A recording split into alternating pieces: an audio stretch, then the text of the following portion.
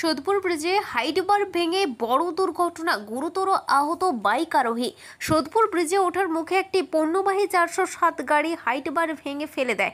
সেই সময় পাশ দিয়ে যাওয়া এক বাইক আরোহীর ওপর লোহার বারটি পড়ে গুরুতরভাবে তার পা ক্ষতিগ্রস্ত হয়।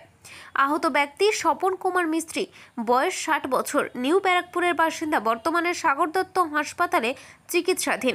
পাশে থাকা একটি অটো ক্ষতিগ্রস্ত হয়। স্থানীয়দের অভিযোগ, ঘটনার সময় এলাকার ট্রাফিক পুলিশ ছিল না এবং উচ্চতা নির্ধারণ সত্ত্বেও কিভাবে বড় গাড়ি ব্রিজে উঠল তা নিয়েও উঠছে প্রশ্ন। প্রশাসনের গাফিলতির অভিযোগ তুলছে এলাকাবাসী। সোদপুর ট্রাফিক পুলিশ দুর্ঘটনা কবলিত গাড়িটিকে আটক করেছে।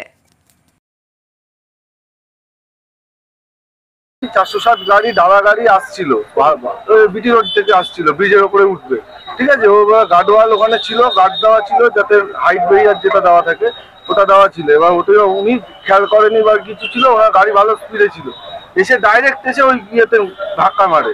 ধাক্কা মারার পর ওটা পুরো খুলে একজন বাইক নিয়ে হাইট বারটা খুলে পড়ায় একজন বাইক নিয়ে যাচ্ছিল। বাইক নিয়ে যাওয়ার উনি ওনার গায়ের মধ্যে প্রথমে পড়ে ওটা ওনার ডান পায়ের ওপর পুরো পড়ে যায়।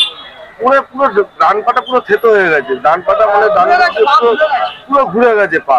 ওনার মাথাতেও চোট পেয়েছে, কোমরে চোট পেয়েছে। ওনাকে সাগর দত্ত হসপিটালে অটো করে আমরা যাওয়া ছিলাম, ওখানে তুলে। হ্যাঁ, বাইক উনি একাই ছিলেন।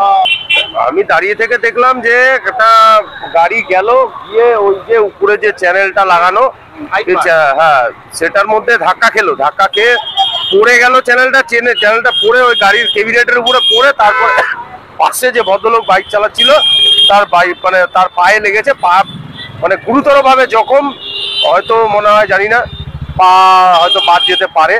ঠিক আছে, এইটাই যা দেখেছি, এটাই আতঙ্ক তো লাগছেই। এরকম ঘটনা মানে কি বলবো, স্বাভাবিক না, অস্বাভাবিক।